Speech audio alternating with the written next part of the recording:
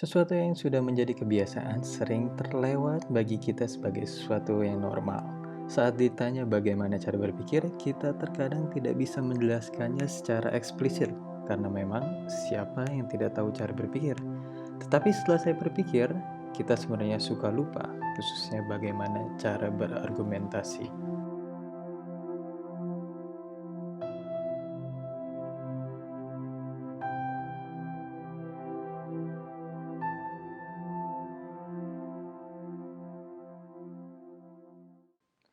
Johnson mengatakan bahwa berpikir kritis merupakan sebuah proses yang tak arah dan jelas, yang digunakan dalam kegiatan mental seperti memecahkan masalah, mengambil keputusan, membujuk, menganalisis asumsi, dan melakukan penelitian ilmiah.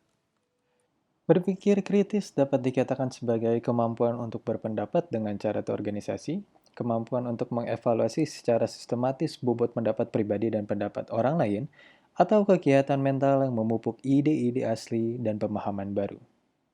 Menurut Hegel, cara berpikir paling efektif adalah melalui dialektika, di mana tesis, atau kita bisa mengerti sebagai proposisi, dipertemukan atau dilawan dengan antitesis atau oposisi untuk menghasilkan sintesis, sebuah pemahaman baru mengenai sesuatu. Peterson mengatakan bahwa cara berpikir paling baik adalah untuk membuat esai dan membedahnya per kalimat untuk melihat apakah struktur argumen kita kohesif dan benar. Namun mendengar semua definisi ini, nampaknya kita tidak semakin dekat untuk memahami apa itu arti yang dikata berpikir. Saya tentu tidak kompeten untuk mendekati pertanyaan ini. Saya bukan psikolog, ahli otak, dokter, atau apapun yang mendekati ilmu yang dapat membantu saya untuk memikirkan apa itu berpikir. Mungkin kesalahan yang sering ditemukan adalah kita sering mendekati pertanyaan seperti ini terlalu luas. Mungkin, bila kita memahaminya dari perspektif keilmuan, kita dapat mengerti apa maksudnya untuk berpikir. Bila kita ingin memahami cara berpikir secara normatif, tentu hal itu akan tergantung dengan teori yang kita gunakan serta pemahaman kita sendiri mengenai makna dari berpikir per se. Tetapi bila kita ingin memahami secara deskriptif, kita sadar ternyata berpikir itu jatuh karena ilmu logika. Kita bertemu ilmu logika, sayangnya, dari salah satu mata pelajaran yang paling membosankan di sekolah, matematika. Matematika itu sendiri sebenarnya sangat menarik, namun cara kita diajarkan di sekolah, dan saya bisa membuat klaim secara subjektif di sini, sangat membosankan. Kalian bisa mulai membaca buku dari Krayan berjudul Introducing Logic atau buku dari Priest yang berjudul Logic: A Very Short Introduction untuk memahami prinsip-prinsip fundamental logika.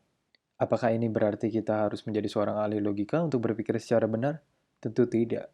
Tanpa disadari, setiap hari kita pasti menggunakan logika untuk beroperasi di dunia. Karena tanpa menggunakannya, manusia tidak akan pernah bisa hidup secara efisien. Salah satu contoh yang paling sering kita temukan adalah saat kita melakukan operasi matematika. Sebenarnya, problematika matematika tidak bisa kita reduksi secara gamblang. Surya Jaya telah membahasnya di channelnya mengenai sejarah filsafat matematika. Namun, demi argumen dan esai video ini, mari kita anggap bahwa matematika adalah suatu ilmu empiris yang dapat kita pelajari sebagai salah satu fondasi dari ilmu logika. Pemahaman kita yang membantu kita dalam melakukan operasi matematika adalah salah satu cara berpikir paling mendasar yang membuktikan bahwa manusia, secara umum, selalu menggunakan logika saat melakukan kegiatan berpikir.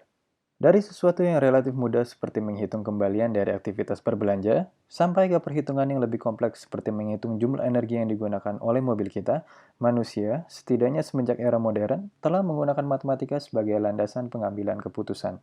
Tetapi sayangnya kita belum bisa memahami juga apa itu maksudnya berpikir secara deskriptif. Mungkin hal ini disebabkan karena kita tidak pernah melihat ilmu logika sebagai ilmu baku yang patut dipelajari secara formal. Seperti yang saya singgung di awal, kita tidak pernah memikirkan sesuatu yang secara alami terjadi sehari-hari. Pada kesempatan ini, saya akan menggunakan perkuliahan yang diberikan oleh Hadinata pada tahun 2019 untuk menjelaskan secara singkat prinsip-prinsip logika yang menurut saya cukup mudah untuk dimengerti. Pada dasarnya, saat kita ingin berpikir, kita harus memikirkannya dalam sebuah bentuk proposisi. Apa itu proposisi? Menurut Kamus Besar Bahasa Indonesia, proposisi adalah ungkapan yang dapat dipercaya, disangsikan, disangkal, atau dibuktikan benar tidaknya. Pada dasarnya, proposisi adalah suatu klaim mengenai realitas. Pada bentuk paling dasarnya, sebuah proposisi dapat berbunyi sebagai berikut. Semua manusia akan mati. Beberapa orang menyukai teh. Dimitri adalah bukan perempuan. Dari beberapa contoh ini, sebenarnya saya telah menunjukkan tiga perbedaan proposisi dari segi kualitas dan kuantitas. Dari perspektif kuantitas, ketiga contoh yang saya sebutkan mewakilkan sebuah tipe proposisi yang berbeda. Contoh pertama adalah sebuah proposisi yang universal. Semua kelas yang tergolong sebagai manusia pasti akan mati. Contoh selanjutnya adalah proposisi partikular. Beberapa atau tidak semua orang menyukai teh. Contoh terakhir adalah contoh proposisi singular. Dimitri adalah bukan perempuan, mengindikasikan bahwa pada proposisi itu hanya subjek Dimitri yang tidak tergolong sebagai perempuan. Tidak hanya itu, contoh-contoh tersebut juga mewakilkan perbedaan proposisi dari segi kualitas, di mana bila kita lihat contoh pertama dan terakhir, contoh pertama adalah proposisi bentuk afirmatif, mengafirmasi tentang sesuatu. Sementara proposisi terakhir berbentuk negatif, menegasikan tentang sesuatu. Bila kita telah memahami konsep proposisi ini, maka kita bisa lanjut ke konsep silogisme. Secara singkat, silogisme adalah bentuk atau cara berpikir atau menarik kesimpulan yang terdiri atas premis umum, premis khusus, dan kesimpulan. Premis dalam kasus ini bisa kita samakan dengan term proposisi. Bentuk formal dari silogisme itu sendiri dapat berupa sebagai berikut. 1. Semua manusia akan mati.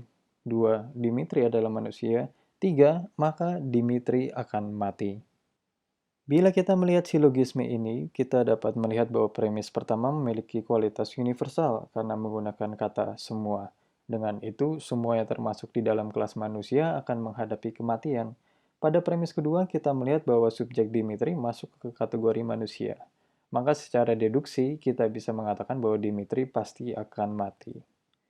Kalau kita merubah premis mayor kita dengan proposisi yang partikular, seperti beberapa manusia akan mati, maka kesimpulan Dimitri akan mati tidak akan menjadi valid, karena kita tidak tahu kelas manusia apa yang akan mati atau tetap hidup abadi.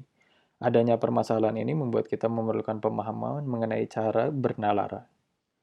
Merujuk pada kedua video yang dibuat oleh Green, Jenkins, Sweeney, Tolman, dan Pastino mengenai cara berpikir, kita dapat menemukan tiga cara melakukan penalaran. Pertama, deduksi, kedua, induksi, dan ketiga, abduksi. Menurut Hidayat dan Utomo pada tahun 2020, penalaran deduktif biasanya berangkat dari suatu silogisme pernyataan, argumen yang umum kemudian dengan pola pikir atau pemikiran yang logis dianalisis menjadi suatu pernyataan sebagai suatu bentuk yang khusus. Sedangkan penalaran induktif merupakan suatu bentuk kesimpulan yang ditarik dari suatu argumen, pernyataan-pernyataan yang spesifik kemudian dengan penalaran yang logis digeneralisasikan menjadi suatu kesimpulan yang bersifat umum.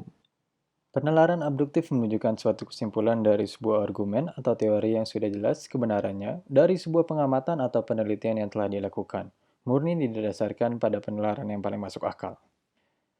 Kembali, penalaran adalah sesuatu yang kita sering lakukan tanpa kita sadari dan terkadang kita melakukannya secara tidak benar. Untuk mempermudah, berikut adalah contoh dari masing-masing penalaran. Pertama, penalaran deduktif. Premis 1, semua orang akan mati. Premis 2, Dimitri adalah orang. Kesimpulan, Dimitri akan mati. Kedua, penalaran induktif. Premis 1, kebanyakan orang muslim memelihara jenggotnya. Premis 2, Dimitri adalah seorang muslim. Kesimpulan, Dimitri mungkin memelihara jenggotnya. Ketiga, penalaran abduktif. Premis 1, semalam Dimitri dan Dizaldi makan gado-gado. Premis 2, pada paginya Dimitri dan Dizaldi sakit perut. Kesimpulan, Dimitri dan Dizaldi memakan gado-gado busuk. Dari contoh-contoh ini kita dapat melihat bahwa penalaran adalah proposisi-proposisi yang disusun sedemikian rupa untuk membuat suatu klaim mengenai sesuatu. Kita bisa mengatakan juga bahwa silogisme ini kita gunakan sebagai cara manusia berargumen dengan satu sama lain. Argumentasi deduktif cenderung memiliki nilai kebenaran yang cukup tinggi karena premis mayornya menyatakan sesuatu yang secara universal diterima oleh manusia.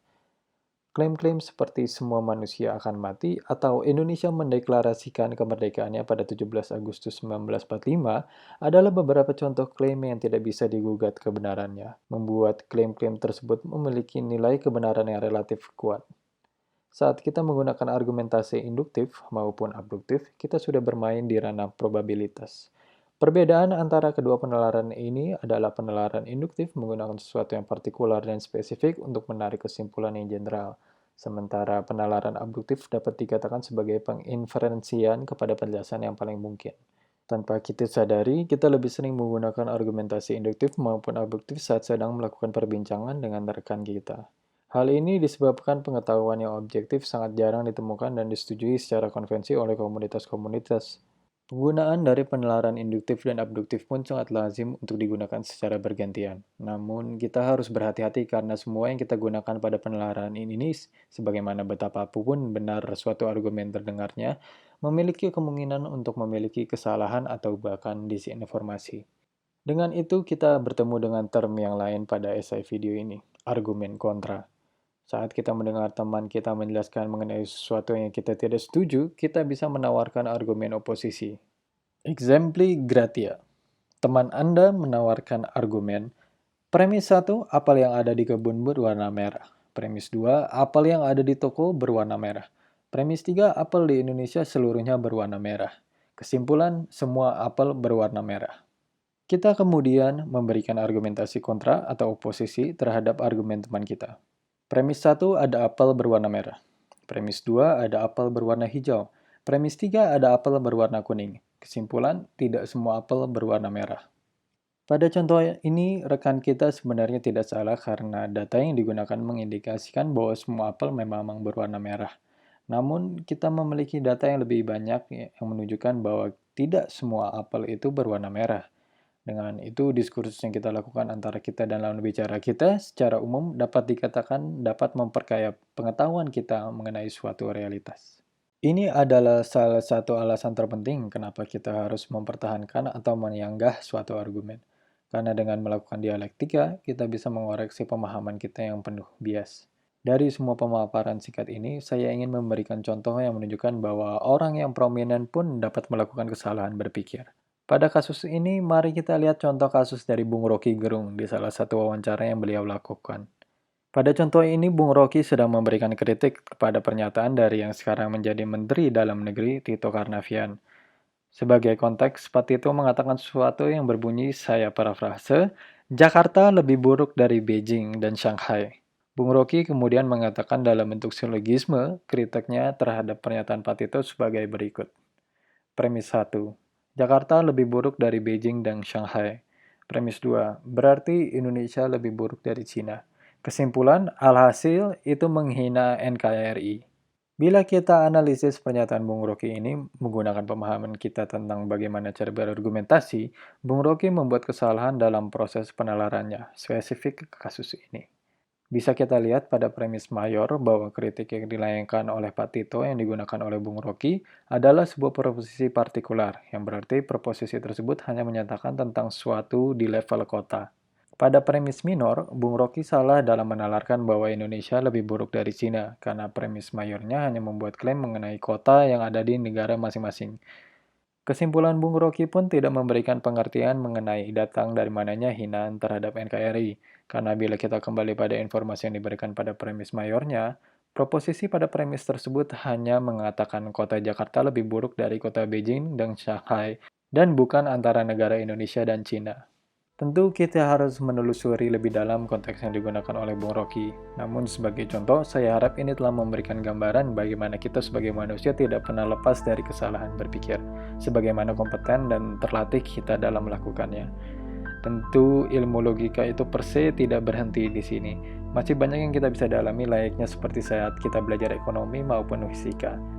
Saya harap dengan video ini kita semua dapat terinspirasi untuk kembali menghidupkan rasa ingin tahu kita dan memulai untuk belajar kembali dan menjadi kritis terhadap pengetahuan dan kepercayaan serta asumsi-asumsi dasar yang kita anut.